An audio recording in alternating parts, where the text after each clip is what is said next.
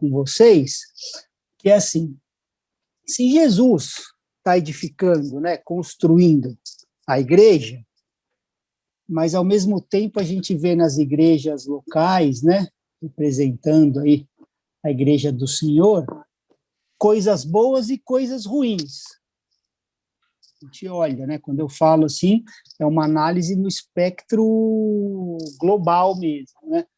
A gente vê, assim, igrejas fazendo coisas boas, mas também vemos coisas ruins. O que são as coisas ruins? Coisas que não estão de acordo nem com a vontade do Pai, nem com a tua palavra, né? E às vezes eu ficava pensando, né, e via essas coisas e ficava assim, tipo, cara, como que uma igreja fazendo isso, né, manipulando pessoas, né, e uma série de outras coisas que a gente vê totalmente o oposto, né, do que preconiza a palavra, e eu ficava falando, cara, não é possível isso, né? E aí eu até comentei na aula de quinta, né, que o Senhor me tranquilizou quando eu li o verso de Jeremias, né? Eu queria que alguém abrisse aqui, porque uma vez que toda autoridade está com a igreja, né, a autoridade de Jesus, ele nos comissionou, hoje a gente não depende de um governo, de nenhuma obra humana para a obra do Senhor, a gente depende da obra dele. A autoridade toda está na mão da igreja. A igreja, muitas vezes, não entende até onde vai isso, né? Mas ele nos comissionou. Toda a autoridade que ele tem na terra e no céu foi dada à sua igreja, né? Então, eu queria que alguém lesse Jeremias 1:10 para a gente. Posso ler? Vamos lá. Veja, eu hoje dou a você autoridade sobre nações e reinos, para arrancar, despedaçar, arruinar e destruir, para edificar e plantar. Ok. Então, queridos, nós temos essa autoridade, né? Então, assim, há tempo que é necessário derrubar e destruir, né? O que não está de acordo. E ele deu essa autoridade para nós, igreja. E há tempo para edificar, para construir, para plantar, né? Então, quando a gente fala de destruição, né, o que é? São os princípios, vou usar até um termo bíblico, os princípios babilônicos, né? Aquilo que é confusão ou rebelião contra a palavra de Deus. Sempre é sutil, né? Porque o inimigo é astuto, ele fala para a gente, né? Cuidar com as astutas ciladas do inimigo, né? Então, assim, é sutil, mas a gente tem que... Essas são as coisas que a gente precisa destruir, derrubar, né? E os fundamentos que a gente encontra que não estão alinhados, né? Esse é o nosso papel. E a segunda parte disso é edificar, construir aqueles que são da palavra e que talvez não estejam, né? A gente precisa edificar e plantar, para a gente estar fazendo a igreja conforme o padrão dele, né? Ele sempre tem o padrão, né? Eu já falei com vocês algumas vezes, até já preguei sobre isso, né? Sobre um princípio que tem nas escrituras para o ensino, que é o princípio da primeira menção, né? E isso em todas as coisas. Eu vou fazer um resumo bem rápido, assim, para a gente não perder muito tempo nisso. Mas é assim, a primeira vez que aparece aquele tema, aquela palavra naquele contexto nas escrituras, vai nos ajudar a entender todas as outras vezes que aparece, né? Porque a Bíblia explica a Bíblia. A gente não precisa de auxílio externo, né? É claro que a gente aprende, nós temos mestres, tudo, o Espírito Santo, mas a Bíblia inspira e nos ensina a Bíblia. Então, quando aparece a primeira menção, alguma coisa ou uma palavra, aquilo nos ajuda a entender as próximas vezes que aquela mesma palavra ou aquele mesmo conceito aparecer, né? E eu queria abrir com vocês Êxodo 12, verso 1. Nós estamos falando aqui de igreja, tá? Aí você fala, como assim? Estamos falando de igreja e você está no Antigo Testamento? Nós estamos falando da igreja de Cristo, e nós estamos abrindo Êxodo. Estão comigo? E no princípio, né, era Deus, estava com Deus, a palavra que encarnou, lá em Apocalipse, o nome dele é a palavra de Deus. Então, aqui, Êxodo 12, eu queria que a gente lesse. Eu posso ler, Má? Tá, de 1 até 6. Tá. Disse o Senhor a Moisés e a Arão na terra do Egito: este mesmo será o principal dos meses, será o primeiro mês do ano. Para só aqui, Ju, para nesse 2. Por que ele está falando isso?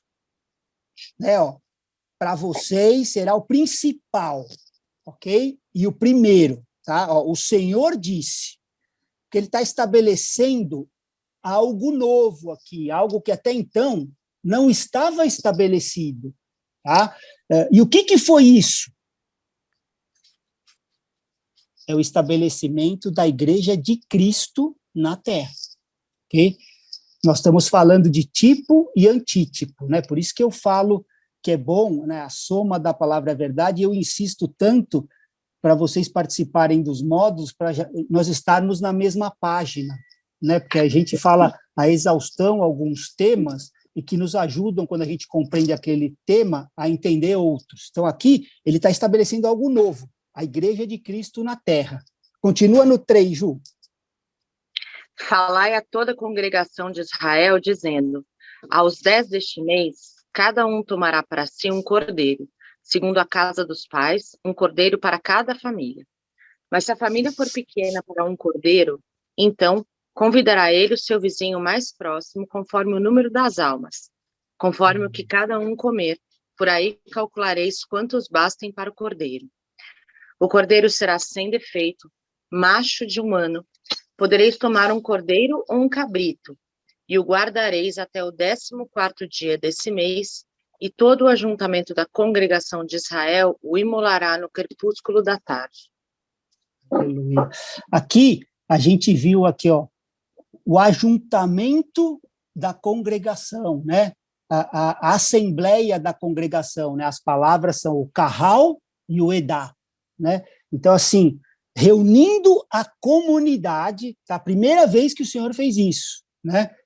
A assembleia da congregação. Então, a primeira vez que a congregação foi estabelecida por Deus foi relacionada ao quê? Ao sacrifício de um cordeiro. Ao sacrifício de um cordeiro, ou seja, o sacrifício é que dá a permissão, ok? Não tem outro jeito, de nós entrarmos na assembleia da congregação. Então, o Antigo Testamento foi um cordeiro natural, né? Mas nós sabemos que no Novo nós entramos na congregação pelo sangue do Cordeiro de Deus, né? O nosso Senhor Jesus Cristo, mas não tem outro jeito, o Senhor já está estabelecendo, né? Você não faz parte de uma assembleia da congregação, de um carral, né, do Senhor, sem o sacrifício do Cordeiro, tá? Então, o Cordeiro Pascal, né? Para entrar na igreja, você precisa do sacrifício do nosso grande Cordeiro Pascal, Jesus, né? A única forma de nós fazermos parte da Igreja de Jesus Cristo, né? Não é recebendo uma carteirinha de membro, certificado que eu fiz o curso do batismo, nada disso nos coloca, né, na Igreja do Senhor. É o sacrifício de Jesus Cristo, né, que nos coloca. E os apóstolos, né, já se referiam, e o Senhor se referiu a esse povo que estava lá, né? Vamos ler de novo esse texto, a gente leu na primeira aula, Atos 7:38. Quem que pode abrir? É este Moisés quem esteve na congregação no deserto, com o anjo que lhe falava no Monte Sinai e com os nossos pais, o qual recebeu palavras vivas para nos-las transmitir. Então, essa congregação, né, que está escrito aí, é a igreja no deserto, é a eclésia que ele está falando, né? Que o anjo falava e que aonde eles recebeu os oráculos, né? As palavras de vida do Senhor para nos dar. Então, Jesus inaugurou e guiou a igreja do Velho Testamento. A igreja de Israel. Jesus sempre estava lá, ele guiou essa igreja, né? Eu queria que alguém abrisse Êxodo 23, 20, e aí a gente lesse até o 22. Outra coisa, né? Nós temos um módulo na nossa escola, né? Seres espirituais, onde ajuda a gente a entender todo esse mundo espiritual, quando fala, né? De serafim, querubim, de anjo, quando aparece na Bíblia o anjo do Senhor, né? Aqueles que os homens se prostravam, e isso aí é importante a gente conhecer, porque quando a gente está falando de coisa que é interligado lá, a gente tem que ter aquilo bem forte na gente, para entender todas as coisas. Por isso que aquele versículo, sempre falo para vocês, né, do Salmo 119, 160, a soma, a plenitude da palavra é a verdade, né? Então, vamos lá, Êxodo 23, 20, até o 22. Se alguém puder nos abençoar. Eis que envio um anjo à frente de vocês para protegê-los por todo o caminho e fazê-los chegar ao lugar que preparei. Prestem atenção e ouçam o que ele diz. Não se rebelem contra ele, pois não perdoará suas transgressões, pois nele está o meu nome. Se vocês ouvirem atentamente o que ele disser e fizerem tudo o que lhes ordeno, serei inimigo dos seus inimigos e adversário dos seus adversários. Então, aqui o Senhor já está estabelecendo, né, o mensageiro, né, a palavra de Deus, né, vindo assim pelo povo, fala assim, porque não perdoará a transgressão de vocês, né? Que anjo que nos perdoará, né? Pois nele está o meu nome, né?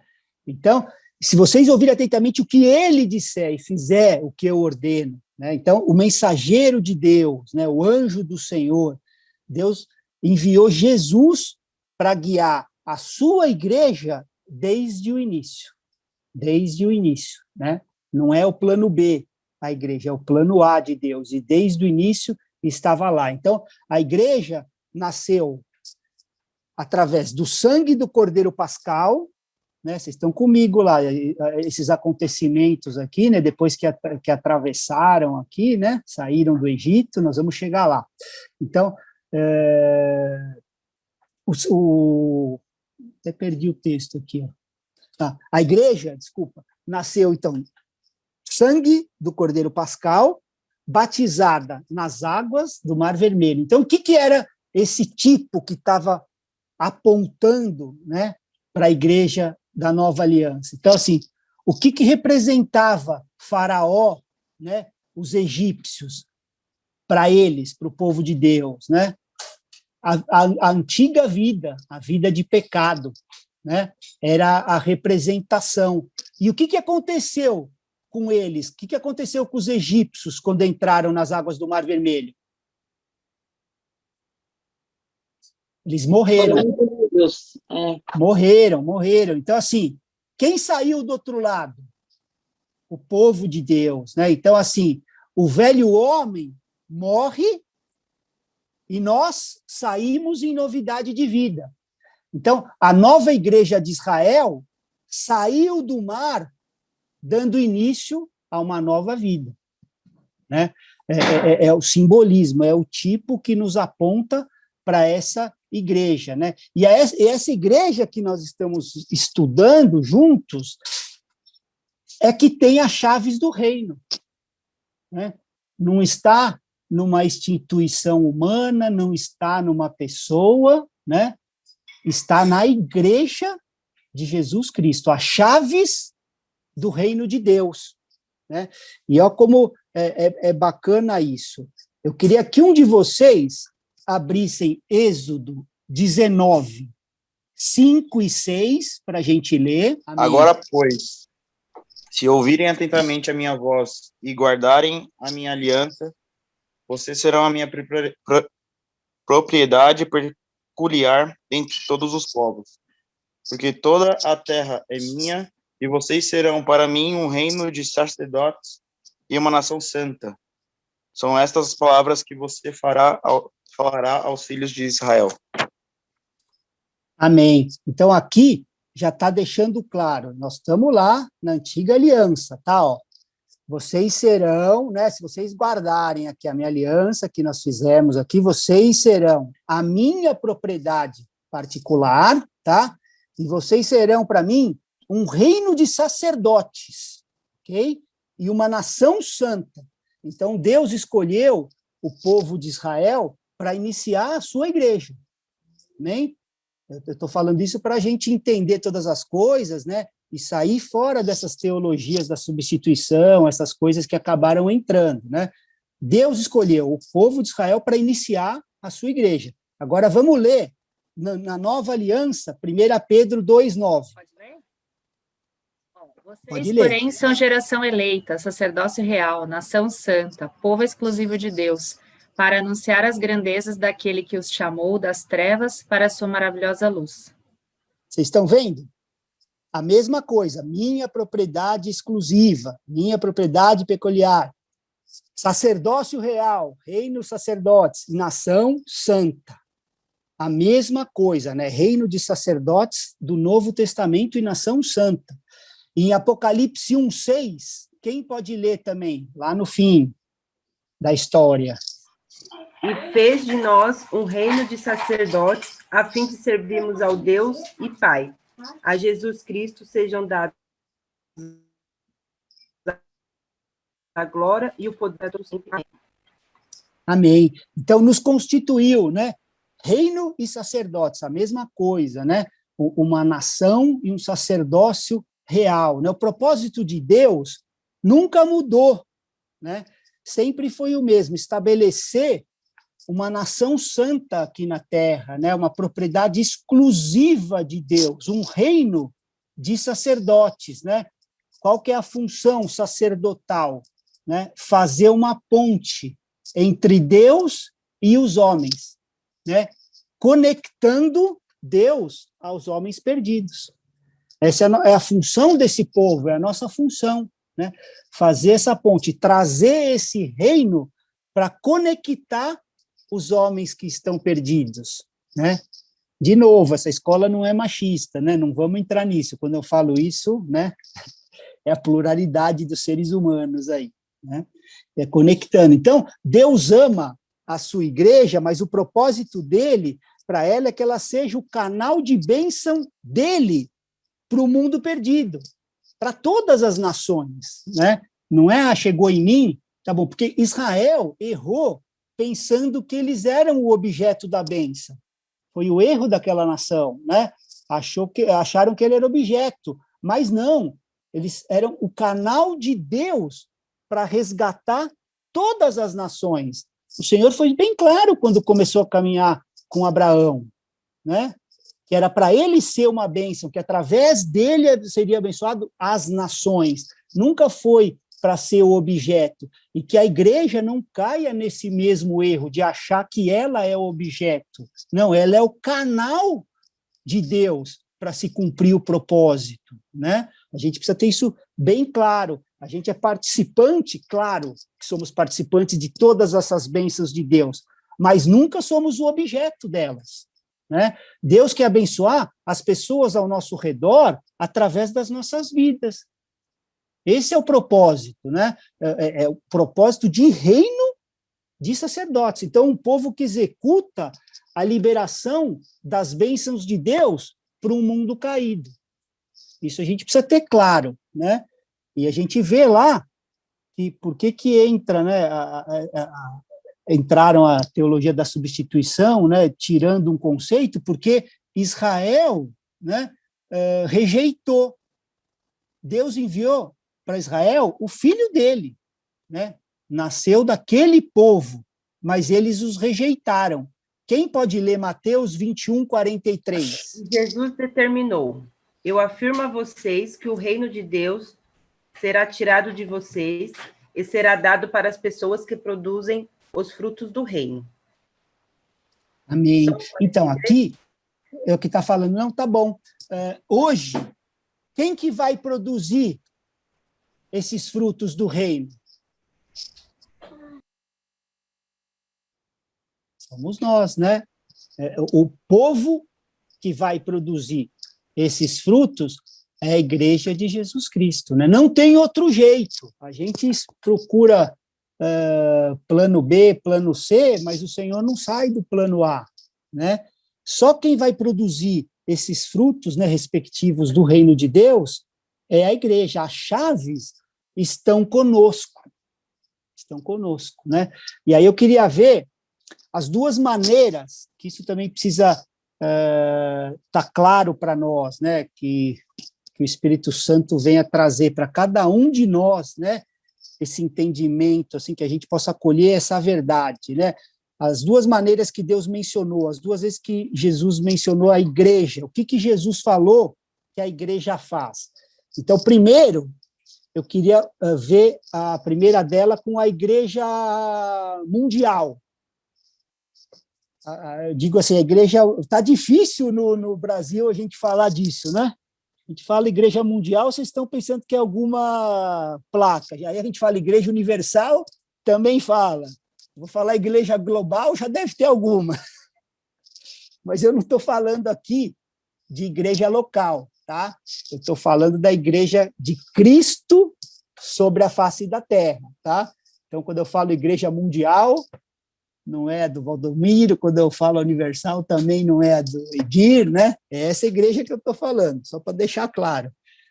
Mateus 16, eu queria que vocês lessem, que alguém nos abençoasse, lendo o versículo 18 e o 19.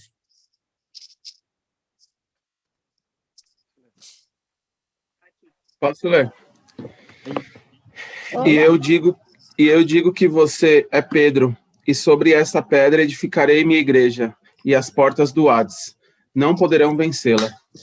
Eu darei a você as chaves do reino dos céus. O que você ligar na terra será ligado nos céus, e o que você desligar na terra terá sido desligado nos céus. Então, isso não foi dito no contexto da igreja local, ok? Isso foi dito no contexto da igreja global, da igreja mundial e universal dos filhos de Deus sobre a terra, ok?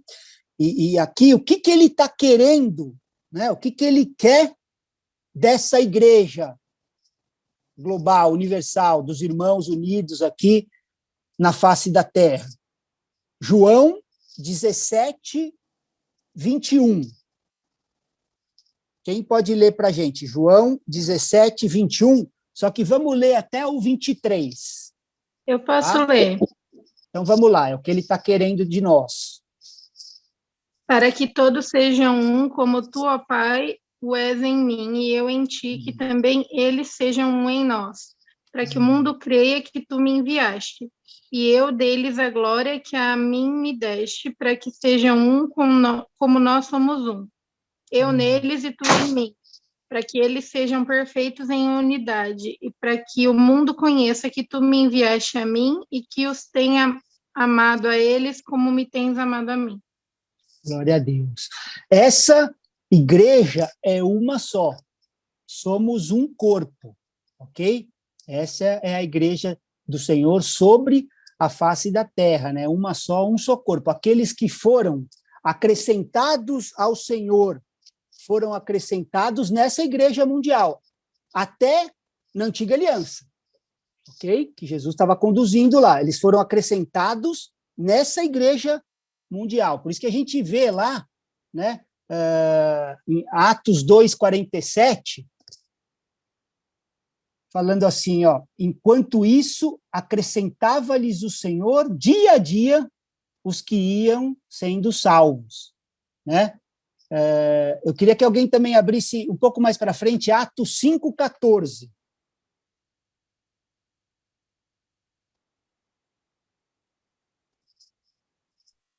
Eu leio, vamos lá. Vamos lá. E crescia mais e mais a multidão de crentes, tanto homens como mulheres, agregados ao Senhor. Então, quando nós somos agregados ao Senhor, né, a gente é acrescentado em seu corpo. Tá? Então, a gente entra na igreja quando somos acrescentados em Jesus e no seu corpo. Tá? Não tem outro jeito. E aí, ele falou ali que que as portas do inferno não prevalecerão contra ela, né? Nós lemos isso junto, né? Não é no meu caderninho, não é na palavra, né? Então, está dizendo assim, inferno, né? Em algumas versões, eu peguei uma amplificada aqui que fala os poderes das regiões infernais. Amplificada vai, né? Então, assim, não poderão derrotá-la, né? Então, o que é isso, querido? Um papel importantíssimo que a gente precisa ter como igreja do Senhor, que nós somos, né? Igreja global, universal. Essa igreja impede as pessoas de irem para o inferno. Isso é sério. Essa igreja tem o poder, eu falo isso com muito temor, tá? Quando eu vejo as pessoas ao meu redor e que eu estou, né, de alguma maneira me conectando, saber que nós temos essa chave, né, de impedir as pessoas que vão para o inferno, né? Então, quando fala tem as chaves do reino dos céus, né, ou melhor, abre as portas do céu. O que é isso? Essa igreja tem o poder de ajudar as pessoas a chegarem ao céu. Entendeu? Por isso que é o poder dessa igreja, por isso que as chaves do reino estão na mão dessa igreja, né? Qualquer coisa que amarre ou solte na terra, né, o mesmo terá sido feito no céu. Quando a gente lê, eu falei isso acho que na primeira aula, né? Assim, é interessante que há sempre uma ligação entre a igreja e o céu, ok? Por isso que é a oração de Jesus, né, que venha o teu reino e tal. A conexão de céu com a terra é através da igreja, somos nós que temos essa chave. Não está na mão de um homem, está na mão dessa igreja, né, essa chave. E quando fala no versículo lá, ligar, né, o que ligar no céu, o que desligar, é a forma judaica de dizer, né, é uma gíria de dizer permitir. Então, ligar, permitir. E desligar é proibir. Então, nós temos esse encargo, né, de permitir na terra o que é permitido lá. E de proibir na terra o que está proibido lá. Eu costumo falar, não adianta nós aceitarmos coisas que lá na frente Jesus rejeitará.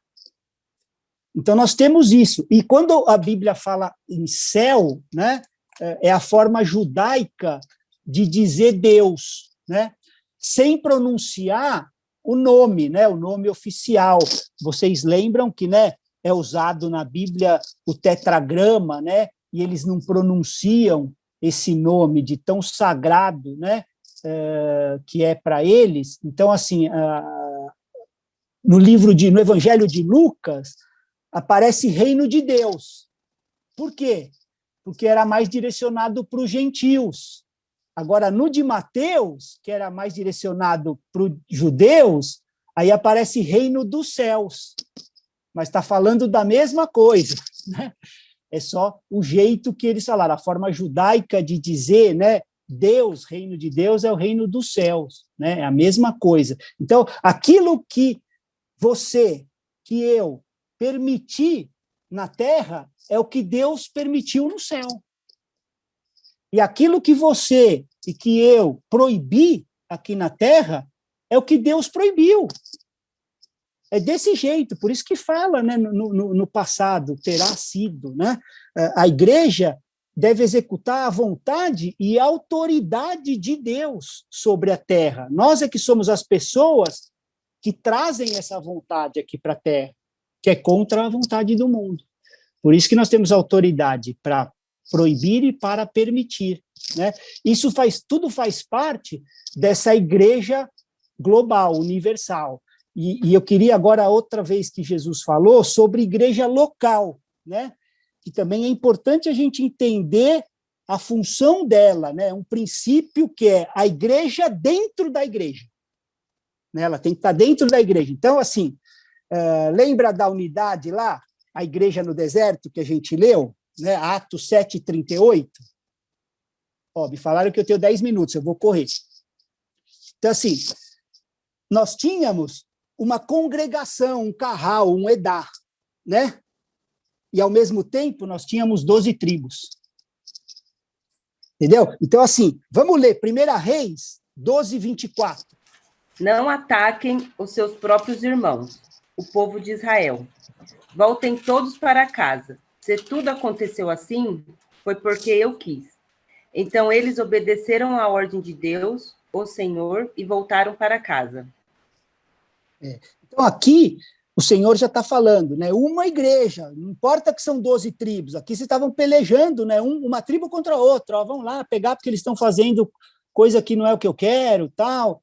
E ele falou, peraí, não vai pelejar com seus irmãos, não, volta, eu que fiz isso.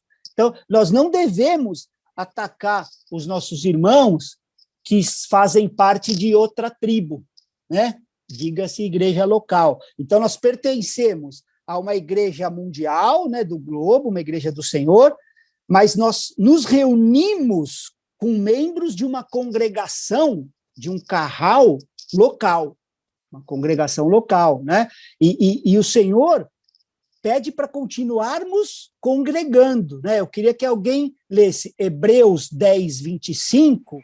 Não abandonemos, como alguns estão fazendo, o costume de assistir às nossas reuniões. Pelo contrário, animemos uns aos outros, e ainda mais agora que vocês veem que o dia está chegando.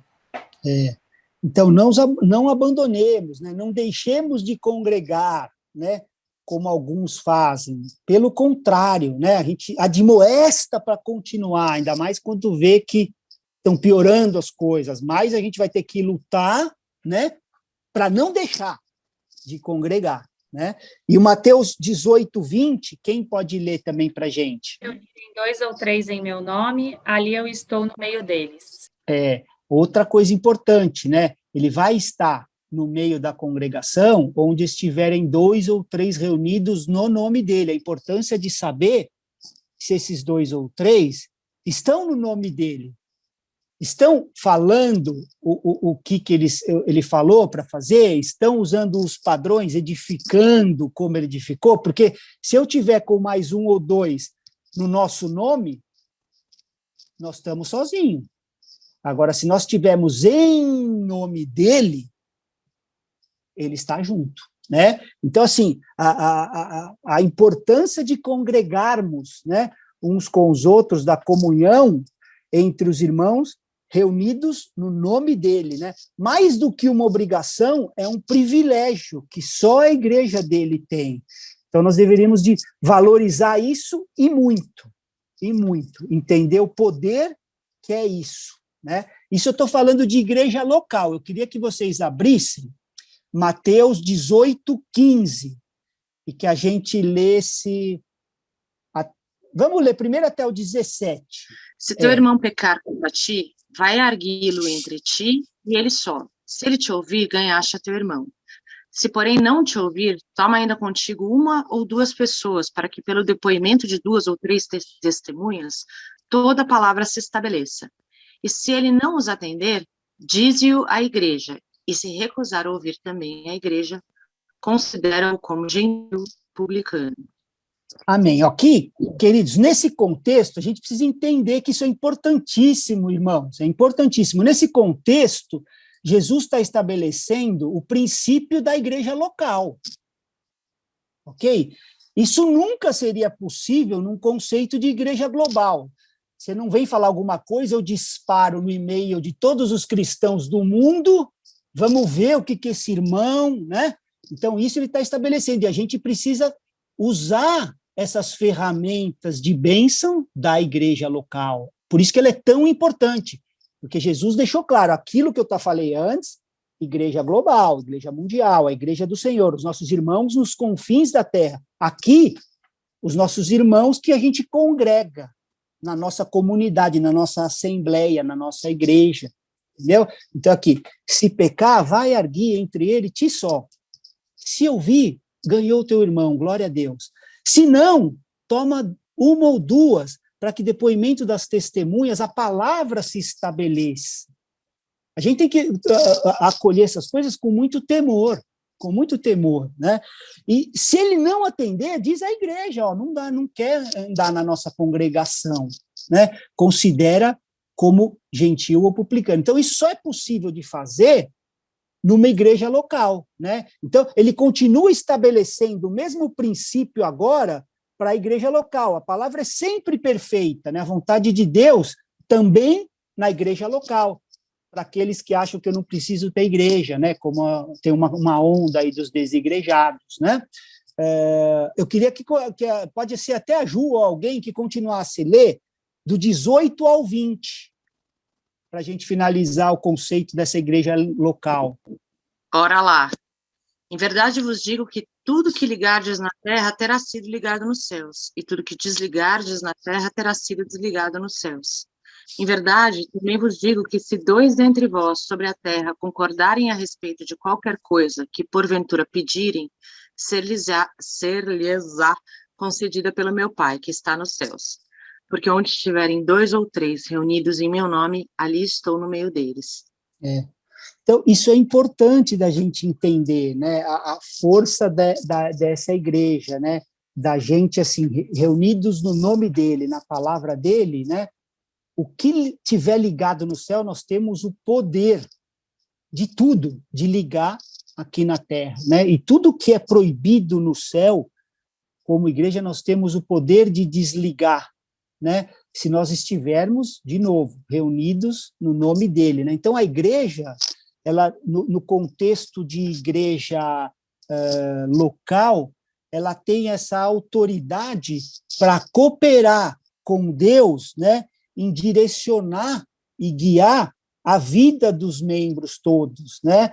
Não com base de abusos, né? A gente fala bem disso, que a gente vê muitos abusos, é aquela parte que a gente leu lá em cima, que a gente deve derrubar, né? E essa é a parte que a gente deve edificar, a gente viver isso como igreja, né? Que meu irmão venha me admoestar quando eu botar o pé fora do caminho, que ele me chame para me ganhar novamente, né?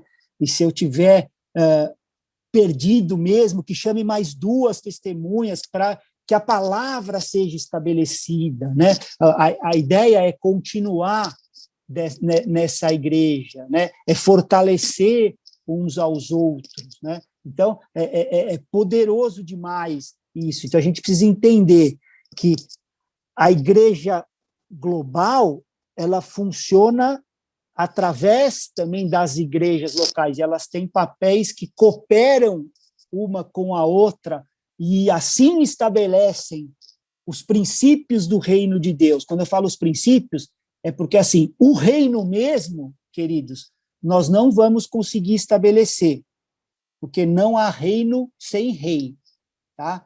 Então, nós só vamos estabelecê-lo quando o Rei dos Reis e o Senhor dos Senhores voltar. Mas a gente já vai estabelecendo os princípios para essa chegada, né, para recebê-lo.